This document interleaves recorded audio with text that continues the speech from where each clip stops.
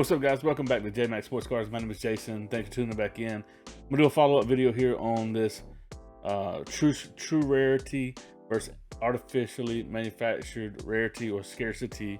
And I also got a SGC order back. You see the Jim Brown on front there. And so I'm gonna actually look at the pot report of this Jim Brown card, and then look over and look at some numbers of some of recent sets, and again hammer home the point and make sure it's clear, about what I'm saying about artificially manufactured scarcity. It's a real thing. Now through the years though, there's plenty of other sets that not just vintage where you can find true rarity, true scarcity, even in current products, but it's just getting more watered down every year that goes by. So I don't want to diminish, collecting. Whatever you want to collect, it's all good. We can all do whatever we want to do. Again, I just made the video I made as I began to become aware of this, not just from people talking about it, from me going and looking at data. So I'm sort of a straight shooter and someone who really I need to, like I tell my wife, she tries to explain things to me, and I guess I'm just not a great listener. And this is true. Girl, you know it's true. I actually need to see, what she's actually trying to tell me, so I understand that a lot of times I'm just not able to process it unless I see it. So let's go over and let's look at my order first here. I'll show this to you, and then we'll talk about some of the artificial scarcity. I want to actually show you 21 football. Most of the products are already released. Basketball is still releasing sets, so football will be better to look at, so I can show you this point a little bit better. Yeah, right off the bat, you got this Jim Brown. It's actually in pretty decent shape. You got the one as there's a couple kind of messed up corners. Look at the back, they're kind of dinged all the way around. There's a little chipping and stuff, but it's not in terrible condition. It got the one because of the writing on the very front. So if the writing was on the back, it would have gotten a 2 or 2.5. But because it's front and center, and that eye appeal is not great. But you might think I'm discouraged by that grade. Actually, absolutely, pretty stoked about it. Honestly, that's the thing with vintage. You're not looking for, if you get a 10. I mean, you might. It doesn't even matter if it's a common card.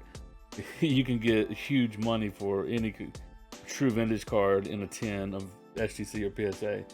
This one is I knew this wasn't going to grade because it's a hand cut post Mickey Mantle, but it's actually in really, really good shape. Fantastic condition. It just was not a standard size because it was cut with scissors, but look at the condition of it. It's in immaculate condition. I mean, real crisp, sharp corners, edges, everything. So whoever cut this out did a really good job. And again, not at all discouraged by the authentic, because now, like they tell you, that it's minimum size not met. It's because it was cut not to a standard card size. So, and again, here's a Hank Aaron. This one's a 61, and they got a 4.5, mostly because of centering, because this one is edges, corners, everything sharp. Back of it, color's good, no staining. Color's good on the front. So this is a great card. I picked it up at the Alabama show, and there you go. So that's why difference with vintage is if you get close to mid-grade, like this is this is a 4.5, a half grade away from a 5, then mid-grade is actually sought after, actually. So, and then I also got this 69 Hank Aaron and a 6. This one is the one of the lot here that I'm going to keep, because I want to have a Hank Aaron in this grade or higher in the 60s, and I move down into the 50s over time. So I'm just going to kind of keep just trading this up until I get a older, better. If I can get a 65 tops Hank Aaron in a 6 PSA or SGC 6, I'll take it. Then I'll sell this one. You see what I mean? So that's what I'm gonna do with all these players. I'm gonna get a Mickey Mantle one. Probably just gonna start with just getting one card of them, best grade, lowest year, or most desirable, whatever. And then this one I thought was fun. It's Michael Jordan in a tux. If you're familiar with SGC, they say tuxedo time, so they call their slabs tuxedos. Well, it's Jordan. I saw one of these on eBay, and I was like, I got to do this. So, and it's it's not super valuable, but I'm just gonna put it in my case. and have it as a conversation piece, and a Jordan collector may want it or may not, but it'll be in the case. It'll be cool to talk about. So we're going to use my Jim Brown here. Find it. Use this one as a study. We're going to look at a pop report of that card, but before we do, let's look at this year's products that have released for football, and we're going to look at some numbers regarding that, and then we'll look at the pop report, and hopefully some of this stuff will make sense here in a little bit. Let's jump into it. All right, here we go. I jumped over to, this is Beckett 2021 football card release dates, checklist, and set information. This is where you can go to kind of look over different product lineups of each year. And you can see it already released. I clicked on it because it's upcoming, but this is actually out of date because Eminence is out already as well. Select is also out already. Only one that isn't is this SP Game Used College Football. So really, everything in football has already been released. I went through and counted them. Essentially, there's about 60 sets. You can see Absolute, Certified, Donruss. Well, clearly Donruss. On down the list. Immaculate Leaf, non-licensed, but nonetheless. Limited, Onyx. Again, that's a non-licensed product. Panini Black. All these Chronicles, the draft picks, the contenders, Obsidian or Origins, Prism, XR, Rookies and Stars, Zenith. That's all it says. So like I said, I came up with about 60. Let me drag this over, show you this, and then, all right, because you saw my Mosaic basketball and Select basketball, there was like 30 to 35 one-on-ones in each set. So we're gonna conservatively say each set has an average of 10 one-of-ones. So let's just say, for sake, and that's a low number, I would think. Some products, I did look like National Treasures. Actually, I think it really only has one or two, like the Logo Man. Might be the only one-of-one. Might be another variation. But it's very few in National Treasures, which that is true scarcity. That's still available. So National Treasures, maybe, I don't know about Flawless, I didn't look it up, but I was looking over National Treasures and realized that there's actually true scarcity in National Treasures. That's a set to, obviously, which is known, that's a set to look into.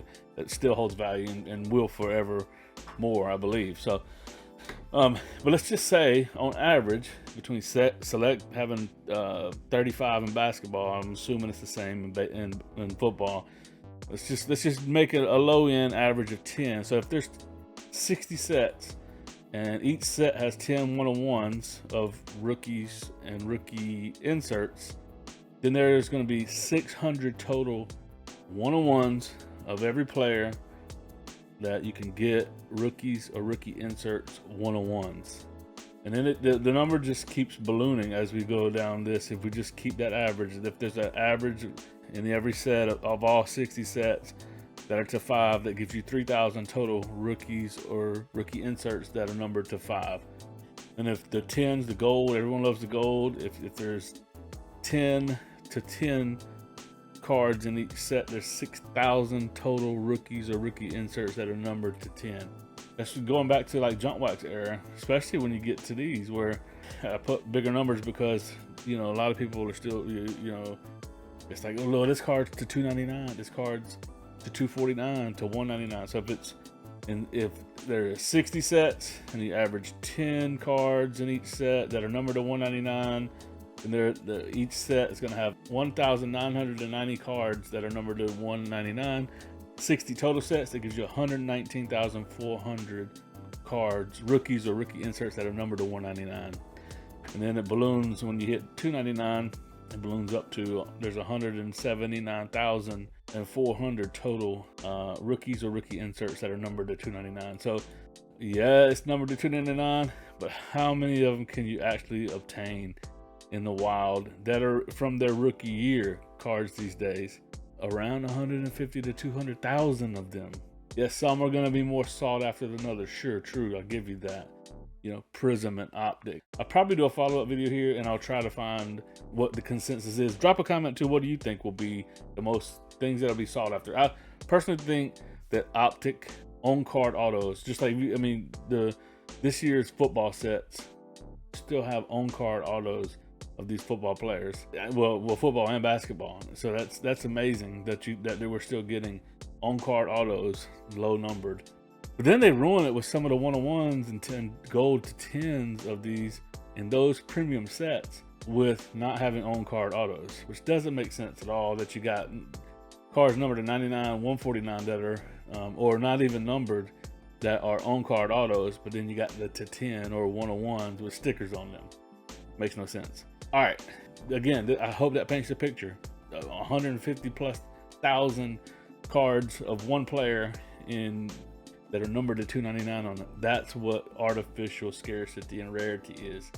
So back to my card here for a case study. Jim Brown. This isn't his rookie, but the 1960 Topps Jim Brown. Let's go over and look at the pop report on it. So here we go. We're in SGC's pop report. So SGC has graded 390 copies of this Jim Brown card in my hand. There are no 10 pristines. There are no 10s. There are no 9.5s. There are no 9s. There are 2 8.5s. That's the highest graded copy of this card by SGC. Most of them are 6 and below, or where the majority of the graded copies in SGC are. So there you go, 390, and it looks like that's probably the most graded of any of these in this entire set. It shows you the scarcity. So look at this. I mean, there's not many of these. Johnny Unitas only has 179 copies graded over by SGC. Jumping into, here's PSA's pop report. I'll go to the top and show you. You can see they're highlighting Jim Brown, showing it here. So they've graded 3,200. Does SGC show the total amount of cards they've graded? Total 2,500. So they've only graded 2,500 SGC. PSA's graded 32,000. Again, put those two together, you're still at only 35,000. And maybe Beckett's graded 5,000. Only 40,000. Every player in this set, all the copies ever graded are less these higher serial number cards that are available for Name Your Player in Panini. Let's check it out.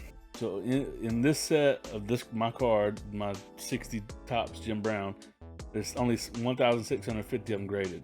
So take Jim Brown 1,650 and 390 with SGC, and let's maybe say 500 with Beckett. You're at like 2,500. There's 2,500 graded copies of this card. So does a 1 matter? No, it doesn't. This would be a highly liquid card. People talk about liquidity with, these current players. If I post this on eBay, I would get offers pretty much immediately after posting it. Again, there's no 10s of this card. There are 21 9s, so those are probably pretty valuable. I don't know what they go for, but I imagine that's a pretty valuable card. 8s, 214. So a majority of theirs are 7 and below, group in 8s. So there's some nice copies of Jim Brown's card that have been graded with PSA. So, and then I guess we'll look up, is that the most graded card in all the set? Johnny U's 944. Yeah, so this Jim Brown is the most graded card in all of this set, and probably in most sets, because he just doesn't have very many cards. So there you go. That's why I say this card is super rare and super scarce, and a lot of this new products have artificial manufactured scarcity. So I hope that brings a little bit more clarity to it. I'm probably going to might make a sort of a series of this, and I'll try to find some truly rare stuff in later year products. A lot of the Topps Chrome stuff, you can find some crazy cool stuff. There's true one of ones in a lot of products where there is no other one of one and stuff. So I'm always learning too as well. But I think that's the way to go, moving forward and trying to find things to make investments in, or make something that you'd want to put substantial money into. The stuff that's truly rare. So that's the point of this whole thing, is to shed light on what's truly rare and what's not. Okay, so not bashing anyone, not bashing any company, not bashing Panini. Their business, they got to make money. It's what it is. But you guys tell me some other things to look into as far as this topic goes, and maybe some sets or some things that you found that are really rare You might not want to give away your trade secrets, but if you do, drop it in the comment below, and I'll continue to kind of stay on this thread here. And it's been fun for me. I love doing research and data analysis, I should say. So it'll be a fun journey. So thanks for watching, guys. If you're enjoying this content, do me a favor, hit that like button, subscribe to my channel, turn on the bell, get notified when new videos come out. That's all I got till next time. Thanks for watching. Deuces.